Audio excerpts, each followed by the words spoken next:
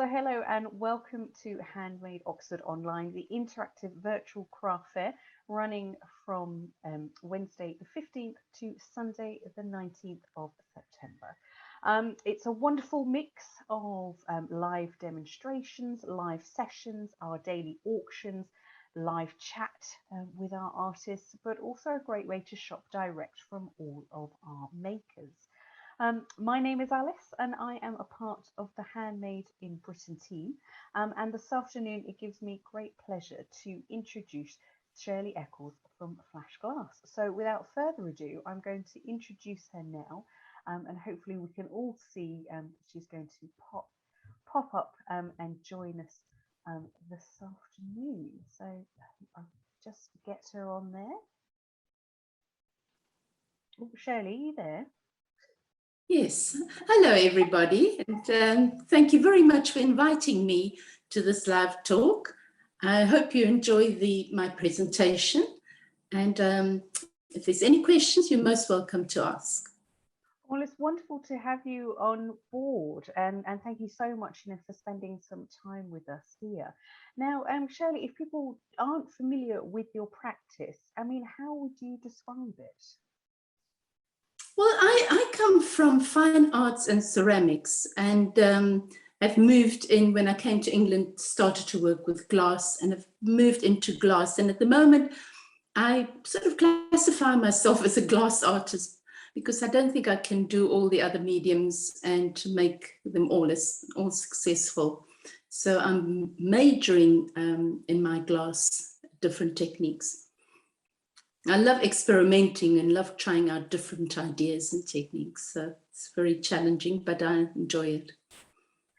That's wonderful. So tell me a little bit. If we start off with, some of the weaving, if that's kind of what we'll touch upon, first of all, do you have an example we can have a look at? Because it'd be wonderful to see some of your pieces, because I know that colour that you've used, within weaving is really exciting there. Yes, the weaving is there is a video on the website that you can watch to see a bit more about the weaving.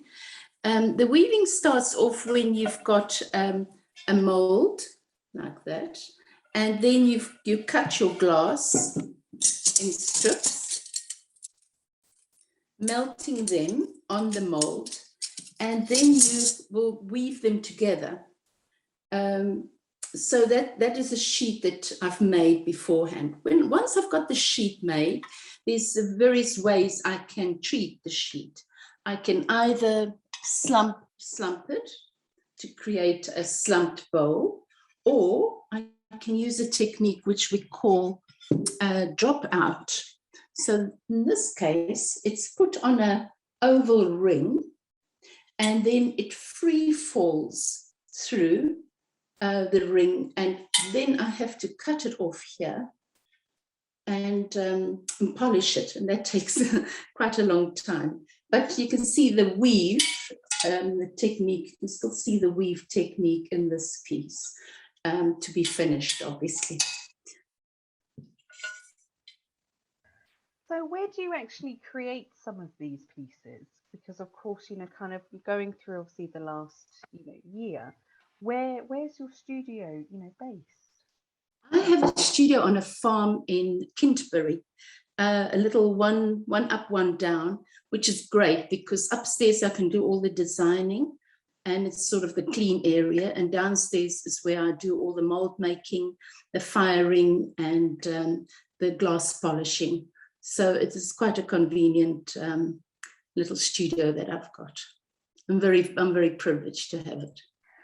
So we've seen some of your weaving and using, some of those molds, and then kind of talking through, what other pieces, have you gone on, to create? Because it's not just flat pieces, that we know you for. We know you for vessels. Do you have anything, that we can have a look at, and what some of those stories, that you've got and how you've created them? Yes, sure. During lockdown, of course, it was very difficult for me to go to the studio, and therefore I designed a lot of sheets of glass and really spent some time time doing some dropouts, as I showed you with the weaving piece. So you can have a look at this one. And there's another, this one is more of a color blending example of a color blending one. These are all on the website at Handmade, where you can have a look at them from there as well. So those are all different types of pieces. There's another one with the blue. What's lovely about these is when the light falls right, it throws a beautiful reflection on a table, and it can obviously is also functional. It can be used as a vase.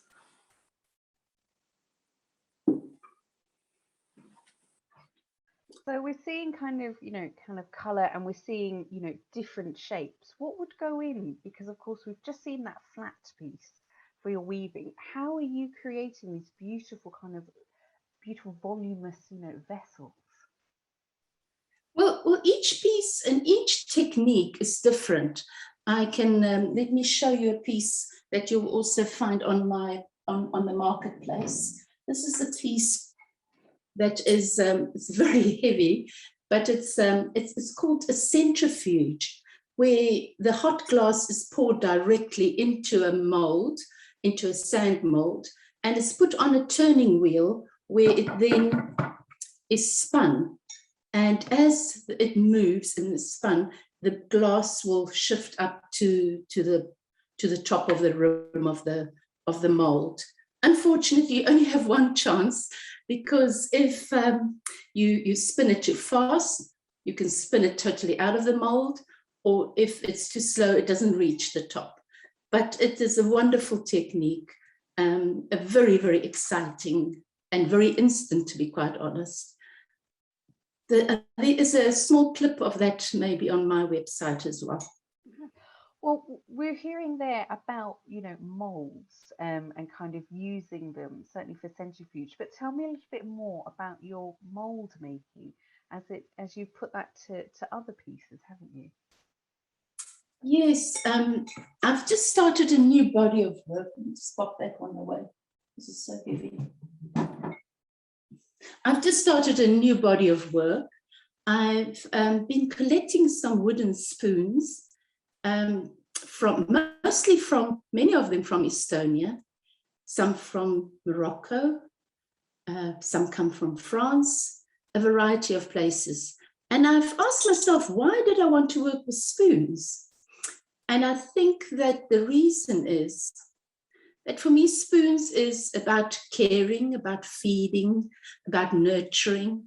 And I think all those things, every spoon, for instance, is nearly telling a story of a gathering, of a family do, maybe of caring for somebody. So I'm fascinated, and I'm hoping to do a whole body of work based on this and have the opportunity of doing an installation. That sounds lovely. So would that be, would they be in individual, cast glass pieces, or have we not got to that stage yet? It's really kind of thinking through, and and when you do think through, do you kind of have a final piece in mind, or is it very much you're going to be working with separate pieces and building up? Well, I'm starting off. I've done a few. I've done these two that were my sort of first attempt. They are rice spoons. In Indonesia, they have a wonderful tradition of doing a rijsttafel.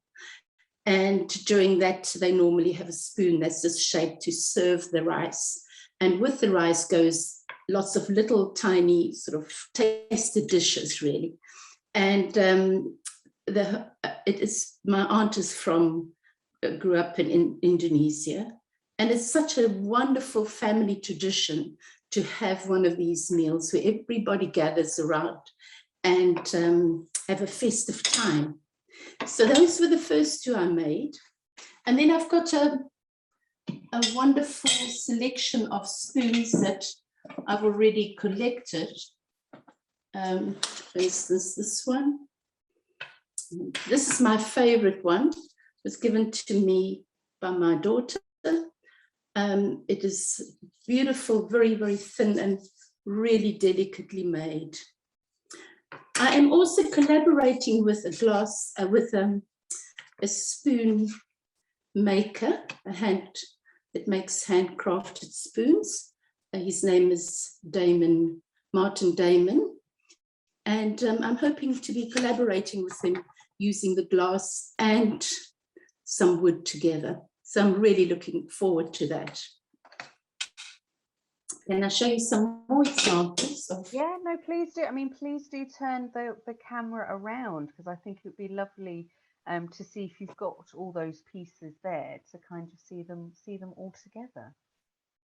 I work with silver as well. So here's a little one that I'm busy in the process of making, where the spoon and the silver and the glass is joined together to make a very sort of unusual spoon, not functional at all, but so that is another part of the process and the body of work that I will be doing. It's another one, little spoon here. So how these are made, once again, is I've got my little mold of a sheet of glass, and then it drops through. That drops through there, like that. And then I have to cut that off. As you can see, this one's already cut off from the original. And it now needs some hours of polishing to get it nice and smooth. So that's one of the techniques that I will be using. Put that away. Another technique that I'm using is a bit more challenging. So I'm going to just show you. I'm busy making some molds for my spoons. So there's some spoons already in waxes. The process is that I first have to make a gel flex. This is a gel flex. I will make the gel flex from the spoon. And from that, I then have to make a wax, pour a wax like that one.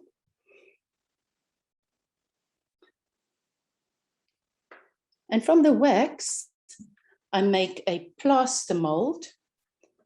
This plaster mold is then, the wax is melted out. And from that, I will then cast the glass into the plaster and break the plaster away. And then some hours of course, tidying and polishing. But it's a very exciting technique, much longer than many of the other techniques. And yeah, you can also see some of my wonderful selection of spoons that I've got.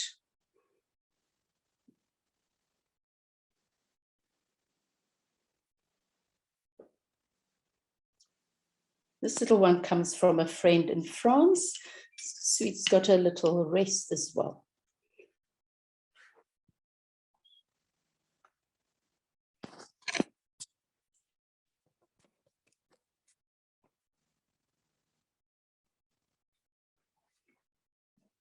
So Shirley, we've had a really great question come in. So how has your experience and work with clay influenced your work in glass? Yes, that's an interesting one. I think I got to the stage in my ceramic career, shall I say, that I felt that I've exhausted all the techniques that I could do. I love experimenting, as I said. And when I came to England, I did some work on paper clay. I learned to make my own decals and transfers. But I got to the stage where I needed a new challenge and was desperate to work in glass. In South Africa, unfortunately, there was nobody at that stage, that's 20 years ago, teaching glass at all. And I could hardly get a book on glass. So when I came to England, it was a bit like a child in the sweet shop, having this wonderful opportunity, going back to university to do another degree, because I already had a fine arts degree, and to go and experiment with a total new material. And yes, it is totally different. I've learned some really hard lessons from just experimenting, because you think you can apply the same rules of firing for your ceramics to the glass, but it's a total different process and very challenging. But I enjoy that challenge. So kind of enjoying those challenges. We heard earlier about that you were collaborating. How important is collaborating and sharing techniques? And does that help you, move a project, along? It will be the first time I've actually collaborated with anybody. And because I thought, I love the wood. I love the wood quality of the wood, and the fact that they are hand carved. I mean, if you look at this little one, it's adorable. But what's most precious about it, it's got the date on it, exactly when it was made. So it was the 14th of the 9th to the 19th of the 9th, 1959.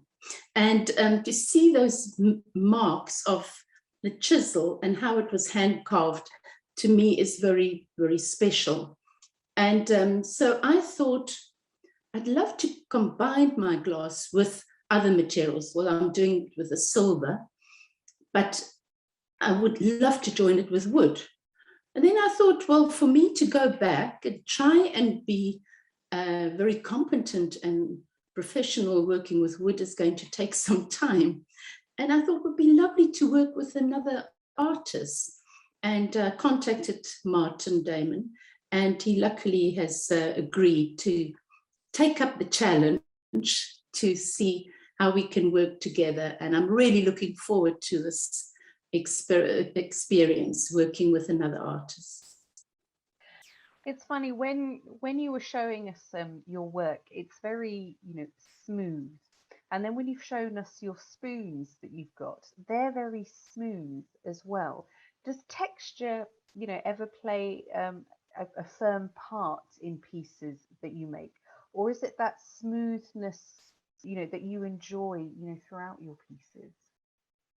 I think that each piece it will be different. I just want to take this piece and just show you again. This piece, for me, it is about the history of this piece. If you look at the wonderful quality of it and the history, it's got such an interest, it's got lots of texture on it. And I'm really looking forward to combining some of them with some maybe traditional African beadwork. I will, of course, take them further, maybe add some metal bits to them. So that is the wax for it that I will be working on.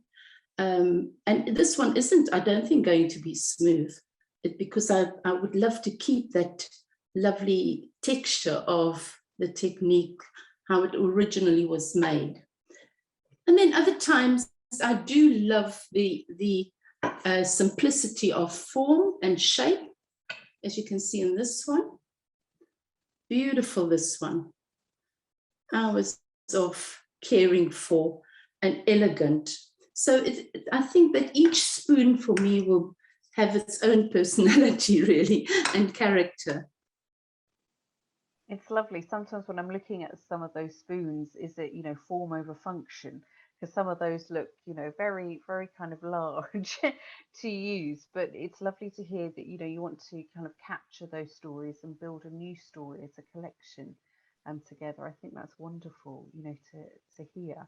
So kind of looking through. So you're going to be doing your spoon collection, but what we haven't heard about is perhaps what kind of are you going to put colour into the spoon collection? Because of course we're looking at very kind of dark woods, and of course when we've seen your vessels and when we see what you've got, online with us, there's beautiful blues, there's beautiful, kind of dark yellows. I mean, is colour going to be a driving force, as you move forward? Interesting enough, not in this body of work. I don't, in my installation work, I normally work with clear. I work with rust and metals and different types of qualities of materials, where I use the glass as another art material rather than just for its functional or for its the quality of the glass itself. So I think in this body of work, I will most possibly stick to clear. Maybe I'll do some gray, amber, and those type of colors. Somehow for me, I don't see them as colorful pieces. They're not going to be functional. They're not going to be necessarily decorative. They are going to talk about the traditions that go with a spoon, the whole ceremonies, serving, feeding, caring. I can imagine when the spoon was made, for instance, how the was ladled out. And it originally started, I think that once I went to Spain, and there was a gentleman there, and he had this beautiful spoon, and he tried to explain to me that this spoon was used to scoop out the olives from the oil. And in my mind, I could see these beautiful, rich gold color, which reminded me of glass. And that's how it all started. And I made some pieces where I hot cast them into spoons as well, which I might return to that body of work as well and add them to my collection. I mean, kind of adding things to your collection. Do you think you'll ever finish adding, pieces to your collections, or do you think you've still got kind of more work in you after the spoons? You always, whilst you're doing this, do you feel it's driving something to your next project? Yes, I think that for me, with that body of work, I sort of say is a bit more my academic work. I start with something, and for instance, I did a whole series on shoe trees and shoe lasts. But for me, it wasn't about the shoe, it was the memory that it carried, the void, the person that wasn't there anymore. And so I had a whole installation on that, and I worked on that project for quite some time until I got to the stage and felt, well, now I've finished with that project. So I think that this is going to be very much the same. I've been thinking of this for some time. I've been collecting the spoons, and I think that I'm very excited because it has taken me some time to really make a start with it. So now that I've started, I'm really, really inspired to see where it's going to take me. And I think I should be open for whatever, opportunities and ideas come in my mind to see where and how far I push this project. It's interesting to hear because it really sounds with your collection, there's a lot of thought behind it.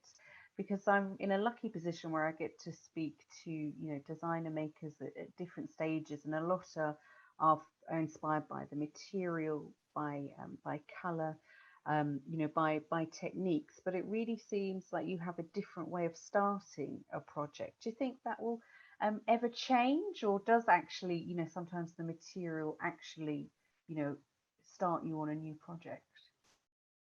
I don't think it will change. I see my work. I really want to divide my work in my decorative pieces, which because I teach glass, I also have to think of what I need to learn or what I need to develop to be able to teach. And the other body of work, which the spoons is part of, is I sort of think it's a bit more academic for me. It's borders more on fine art rather than on just craft. And I think that body of work means much more and takes more out of me, really, because it is the thought process that I'm trying to really put into the product itself, into the art itself. What a lovely way to define your work and into two, and really hearing that it's not just creating, it's actually very an emotional journey for you to actually come and to complete. I think I think that shows kind of great, great difference between, your kind of fine art and your kind of day-to-day teach. You've got this release. I think that's what I'm trying to get to there. Well, we're coming to the end, Shirley. I could talk to you for such a long time, but we've had a great question just come in, or I say from one of our attendees this afternoon. So you spoke about Martin, earlier. So just to clarify, how we spelling Martin Damon? Because I know someone's had a quick look for him. What's his is he working under Martin Damon? And do you actually think his work, when does his work kind of complement your ideas, or have you just gone to him for, because his technique is, or his material of choice, is wood? Well, Martin specializes in spoons, I think he also makes bowls, but he really, really specializes in spoons. And that was what was important to me, because it wasn't just a sideline for him. And he makes beautiful spoons. He's very much a perfectionist, and some beautiful spoons. And I think that the challenge that I set him, has been a challenge. And but I think what I'm really appreciate is the fact that he's taking up this challenge, and that we could maybe start a whole, move. It's often good to move out of your sort of comfort zone and try out new ideas. And never worked with glass. For him is totally different, obviously, to the wood. But all his spoons are hand carved, and I like that aspect of it as well, that it's not machine made, or he doesn't use any electrical tools to finish them off either. They all, and it's that personal, that touch, that the process of him making each spoon that is important to me, rather than the product to see how many you can turn out in so many hours. So I think that aspect is quite important for me. So I'm very glad I found him. Yeah. It sounds just a great union there, and it'd be really interesting, to see that, come into the future. So again, I'm just going to, bring this to an end and say, Shirley, thank you so much for your time. It's been really lovely to get to know you, your collection, but more importantly, what's coming, next for you. It's wonderful to kind of see where you are now, and then, when this collection comes to an end, we can really see kind of where it started, and where you were coming from, for it. So I'm very excited to see how it's going. And don't forget, everyone, if you've got further questions for Shirley, you can go on to our live chat function, which is actually running over the next couple of days on interact.handmadeinbritain.co.uk. So once again, Shirley, thank you so much for your time, and thank you for being a part of Handmade Oxford Online.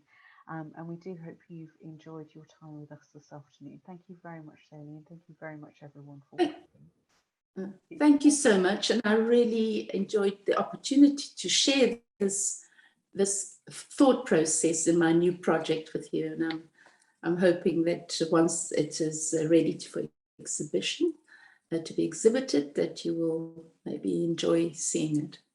Thank you. Thank you very much. Hope so too. And thank you everyone for joining. It's been wonderful. Thank you. Bye-bye. Bye.